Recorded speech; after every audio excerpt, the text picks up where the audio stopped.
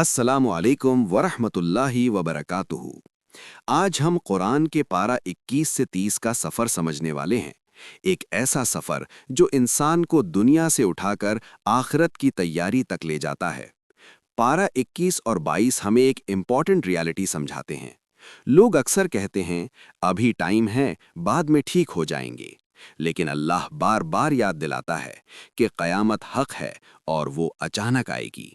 इंसान गफलत में रहता है, लेकिन जब सच सामने आता है तब देर हो चुकी होती है।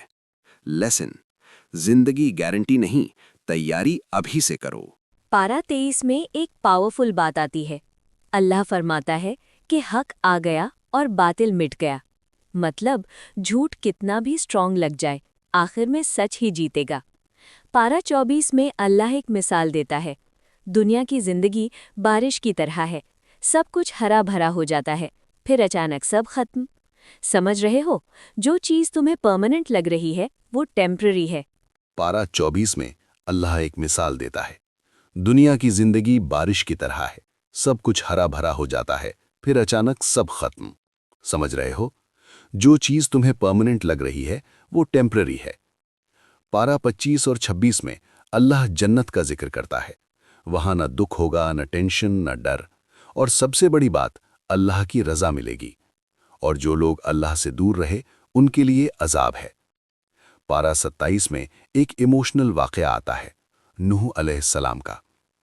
अपने ही बेटे को बचाने की कोशिश कर रहे थे, लेकिन जब बेटा ईमान नहीं लाया तो उसे नहीं बचाया गया। लेसन: रिश्ता काम नहीं आता, ईमान काम आता है। पारा 28 में अल्लाह एक और ज़बरदस्त बात समझाता है। किसास में मूसा और फ़िरौन का वाक़या फिर आता है। जुल्म कितना भी पावरफुल हो, आखिर में गिरता ज़रूर है।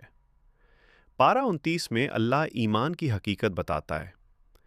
क्या लोग समझते हैं कि बस कह देने से हम ईमान लाए उन्हें छोड़ दिया जाएगा? मतलब टेस्ट तो होगा।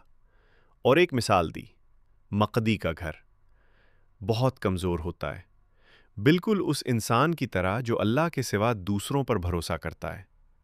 पारा 30, सबसे पावरफुल एंडिंग।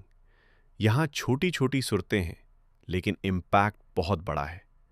ज़लज़ला, क़यामत का मंज़र आदियात, इंसान की नशुक्री करिया, आखिरत का हिसाब तकसुर, दुनिया की रेस में लोग गुम असर, इंसान खसारे में है, सिवाय उनके जो ईमान और सब्र वाले हैं।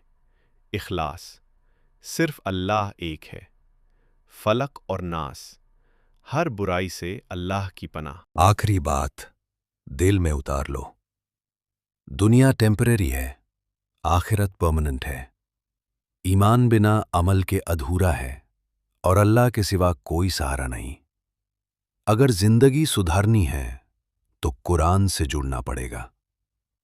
फाइनल मैसेज: गफलत छोड़ो, अल्लाह की तरफ लौट आओ, नमाज पकड़ो और आखिरत की तैयारी करो, क्योंकि एक दिन सब कुछ खत्म हो जाएगा।